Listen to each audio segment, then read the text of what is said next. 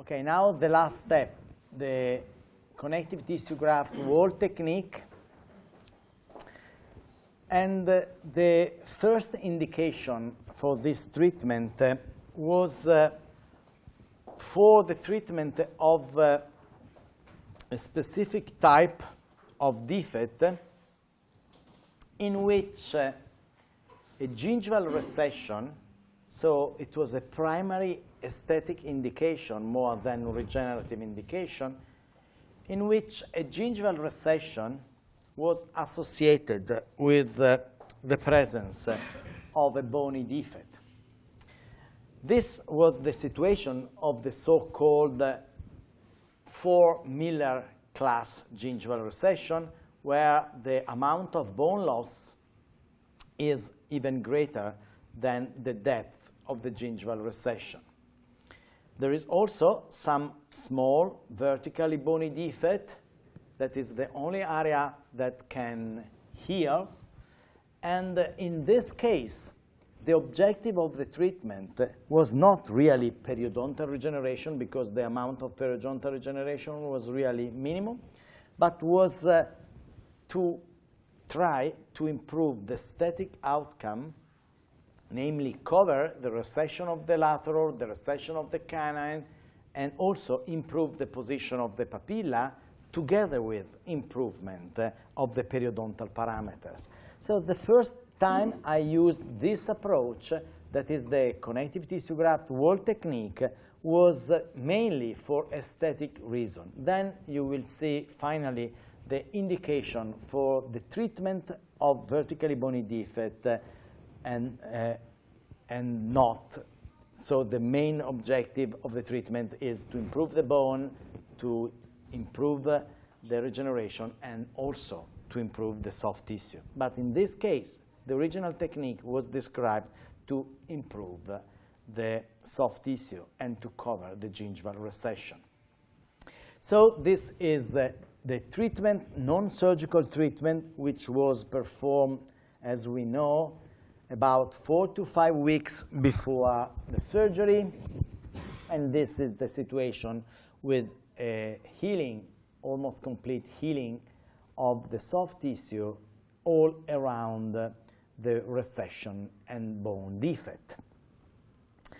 In this specific type of treatment, an envelope type of flap is done, as we have already described. All submarginal incisions are traced and directed submarginally through an imaginary line passing at the buccal aspect of the canine. So it is exactly the same type of flap we would perform for the treatment of multiple gingival recession. Now the whole papilla neighboring the bony defect are elevated split thickness until an imaginary line that is connecting the probable area of the two adjacent gingival recessions.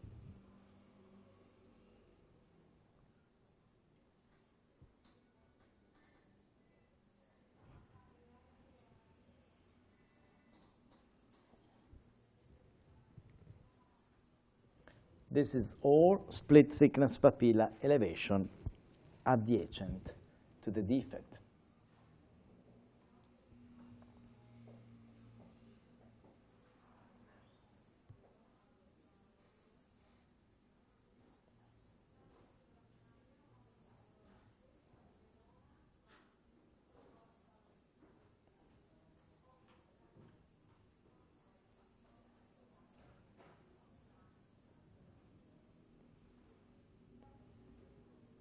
Very careful elevation, split thickness of all surgical papilla neighboring the defect.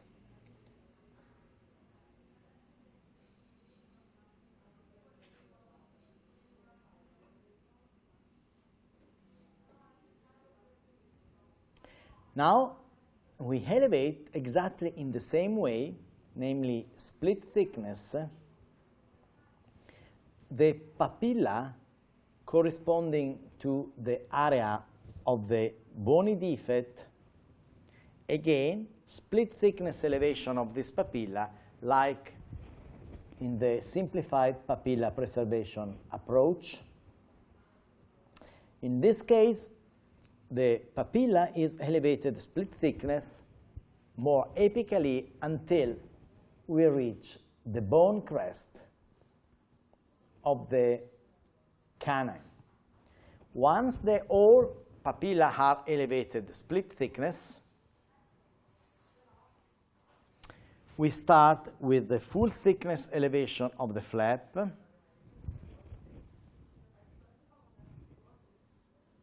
by inserting the periosteum elevator inside the probable area at every single tooth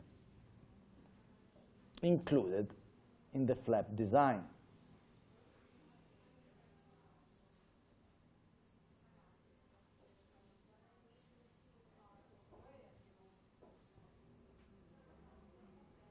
At the level of the defect, full thickness elevation must be extended in order to expose bone more apical with respect to the bottom of the defect.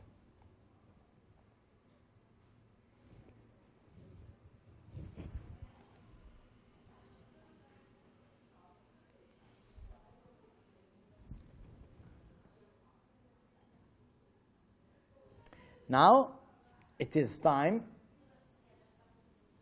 to make the flap coronally advance by making first a deep incision parallel to the bone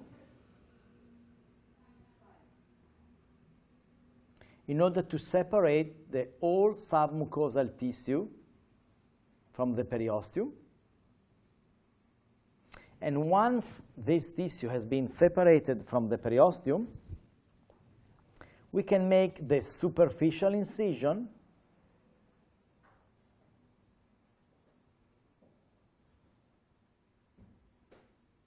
with the knife that is parallel to the soft tissue in order to get rid of all muscles included in the lining mucosa.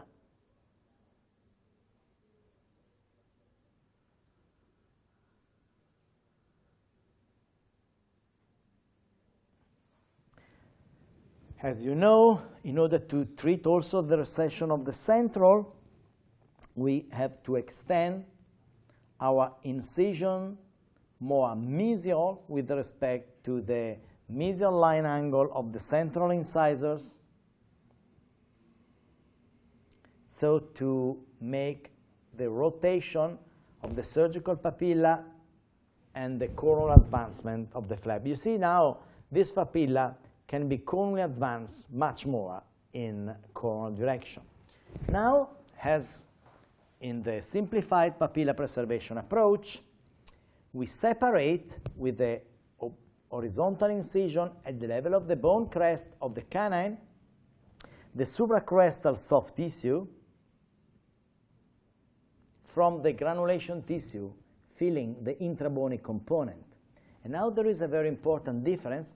We use this specific instrument, which is called papilla elevator, not to elevate the supracrestal soft tissue in the palatal aspect, because we don't open the palatal flap because there is no palatal defect, but only to verticalize the supracrestal soft tissue so that now we have a vertical connective tissue wall that is at the same level of the adjacent anatomic papilla, while we started in a more apical position.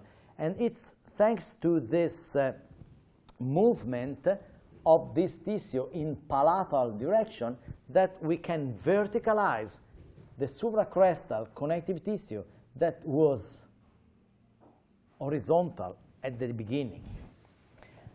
Once this supracrestal soft tissue has been completely verticalized, so we are preparing a connective tissue bed for the coronally advanced surgical papilla in order to close the supracrestal soft tissue, verticalize with the coronally advanced flap, split thickness papilla in a more coronal position, and in such a way improve also the position of the interdental papilla at the level of the gingival recession and the bone defect. Now that the supracrestal soft tissue has been separated, we start to get rid of all granulation tissue, filling the intrabony component of the defect and expose completely the bony wall in order to make a very precise root planing intrasurgically with a very good visibility. So this is the root planing of the suprabony component of the defect, and this is the root planing of the buccal surface of the lateral incisors that we want to cover together with treatment of the bony defect. Obviously, we don't spend enough time, but it's very important to underline that root planing is one of the critical aspects for the success of the whole procedure. You see the verticalized connective tissue in the palatal direction and the root planing procedure. Now, as much as we go to make root planing towards the palatal aspect of the root, we use the same instrument, the same papilla elevator, to protect the verticalized connective tissue graft in order to make the root planing towards the palatal aspect with no risk to traumatize the supracrestal connective tissue. So we use this instrument from one side to elevate and to verticalize the connective tissue, but we also use to protect the verticalized connective tissue from the root planing procedure. Now that the suprabony component has been prepared, we have to prepare the infrabony component of the defect by removing the granulation tissue and then apply ADTA. And this is done always protecting the verticalized supracrestal soft tissue with the use of these instruments. You can see the metallic appearance of the instrument that is protecting the verticalized connective tissue during the root planing procedure in order to avoid any unintentional curettage on it.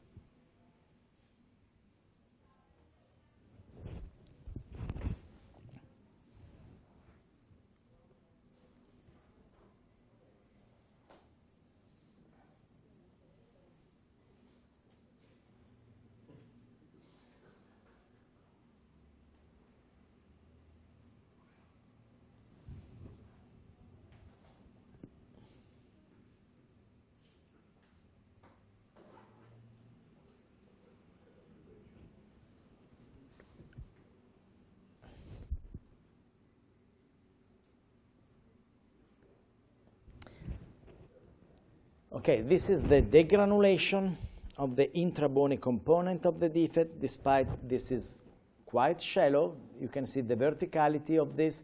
And this is the supracrestal connective tissue. You see that is here in this specific position. It's not completely verticalized, but now you can see that with the use of the papilla elevator, I can put it completely vertical in order to be able to anchor the split thickness surgical papilla of the buccal flap more palatally and more coronal. And this is how this is protected. You see, this is the original position of the supracrestal connective tissue, and this is after being verticalized. So this is a very important aspect to improve the position of the soft tissue at the level of the interdental area. And this is the vertical component of the defect, which is quite shallow. It's only 3 millimeters deep. And this will be treated with ADTA first, not only the intrabony component, but also the suprabony component, ADTA 24%, which is left for 2 minutes. Then it is rinsed a lot. and then amelogenins are applied in a very good control of the bleeding in the deepest portion of the defect above the root surface at the level of the bone in order to promote periodontal regeneration on the exposed root surface.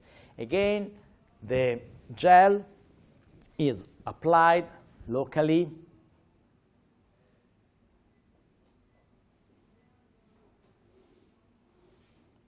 and left in situ for 1 minute. Now it's time to measure how much graft, connective tissue graft, we want to take. And the graft has a double function. It is used as bilaminar approach at the level of the exposed root, buccal root of the canine and the lateral, while that portion of the graft in the interdental area is used as connective tissue wall in order to give the buccal wall to the suprabony and infrabony component of the defect. And this is the verticalized supracrestal soft tissue that I spoke a lot before. The mesial distal dimension of the connective tissue graft is the distance between the desepithelialized anatomic papilla mesial and distal, neighboring the intrabony defect, while the apical coronal dimension is the distance from the cemento enamel junction of the healthy tooth, not the extruded one. You don't have to consider ever the extruded tooth, but you have to consider the cemento enamel junction of the healthy tooth, in this case of the canine, until you reach the bone, the healthy bone, apical to the bottom of the defect, where by leaving some periosteum, you can anchor your connective tissue graft and really make your connective tissue graft very, very well applied, like a tent above the bony defect. The thickness of this graft must not be absolutely very, very thick. It's about 1 millimeter at the time of the harvesting procedure, and it will be about 0.7, 0.8 once it will be completely desepithelialized. The height, as I told you, it is the difference between the cemento enamel junction of the healthy tooth with respect to the bone apical, to the most apical extension of the bony defect. So we are about 5 millimeters height, no more. Now we connect the most apical extension of the true vertical release incision in order to separate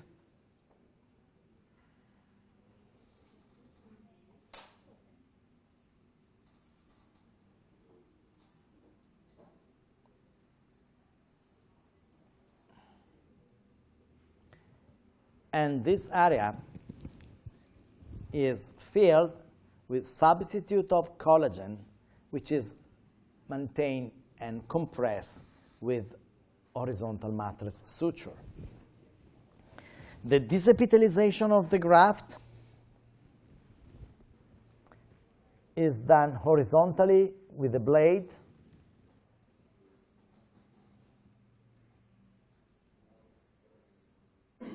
in order to remove the epithelium, and also a vertical desepithelialization will be done in the most coronal aspect of our graft in order to get rid of some remnants of epithelium that most frequently remain in the most coronal aspect of the graft, where the graft was facing teeth in the palate.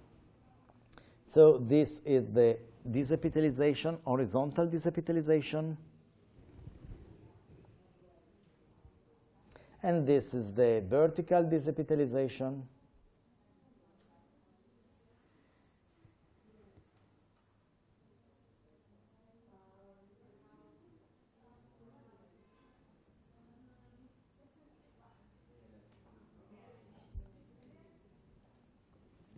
Now the graft is applied at the level of the cemento enamel junction of the healthy tooth. Remember, never consider the extruded tooth. And it is fixed with single interrupted suture by using the very small needle, the 7-0 suture, in order to adapt as much as better as a 10 this connective tissue graft from the mesial to the distal papilla, and as a wall, as a tent, substituting the buccal wall that is completely lacking. As I told you, you also have to stabilize your connective tissue graft by anchoring it to the periosteum that you have left apical to the bone defect, so you even more improve the stabilization of this graft in the right position and in a very, very stable position.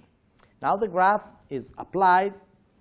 We always try to make as much as possible well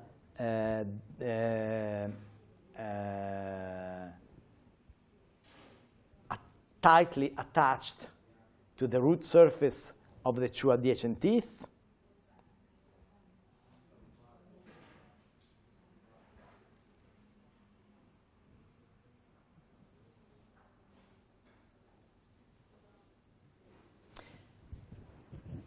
And now you can see how it works really as a wall at the level of the buccal aspect of the defect, and also as a bilaminar at the level of the root surface, exposed root surface. So every single liquid we will place in this space, it will be surrounded, as you can see, by very rigid soft tissue wall that helps blood clot to stabilize. Now it's time to close and to get as much as close as possible the split thickness surgical papilla of the buccal flap to the verticalized supracrestal connective tissue, and we try to get them as much as close as possible by the use of an internal horizontal matrix suture. So we start at the level of the base of the papilla, we go to the base of the supracrestal soft tissue, we come back to the base of the connective tissue horizontally, we get out from the flap, and then we close, and thanks to this horizontal matrix suture, we are able to close the papilla more cornal with respect to the graft positioning and filling completely the interdental area. Then the adjacent space are closed, as we know, for the treatment of gingival recession with sling interrupted suture that allows also the coverage of the gingival recession of the premolar, that allows the coverage of the central incisors and the lateral. And now we have to complete the closure of this verticalized connective tissue with the verticalized split thickness papilla with another matrix suture, but in this case it is a vertical matrix suture, so we get from the base of the papilla to the base of the supracrestal connective tissue. Then we go back to the most coronal aspect of the supracrestal connective tissue in a more coronal position, and again we get out and we perforate the most coronal aspect of the buccal split thickness papilla in order to make a double vertical internal matrix suture that allows the surgical papilla and the supracrestal connective tissue to be really faced vertically as much as coronal as possible, to improve also the position of the interdental papilla with respect to the starting point. You see that now the papilla is almost completely filling the interdental space, while it was a big loss of papilla when we started the surgical procedure.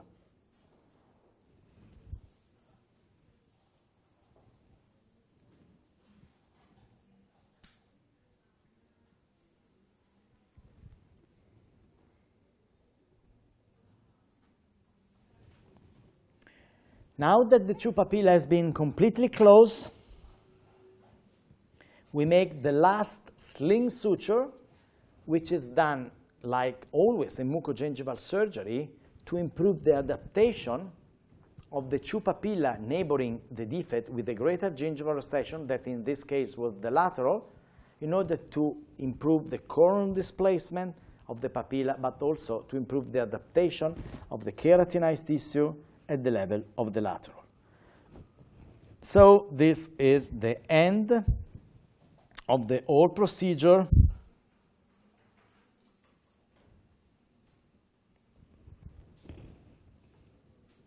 And almost complete coverage of the recession despite the extrusion, and the coronal advancement of the papilla was obtained. This is the time of suture. You see complete coverage and also improvement of the papilla. And this is some steps that you have to remember. This is the original position of the incision when I make the split thickness incision at the buccal aspect, and this is the verticalized connective tissue, and now you can use the all vertical connective tissue wall at the palatal aspect for joining the surgical papilla in a more coronal position. ADTA, amelogenins, connective tissue graft wall, in order to give stability to the suprabony component of the blood clot, even where you have bone loss, horizontal bone loss, and complete closure.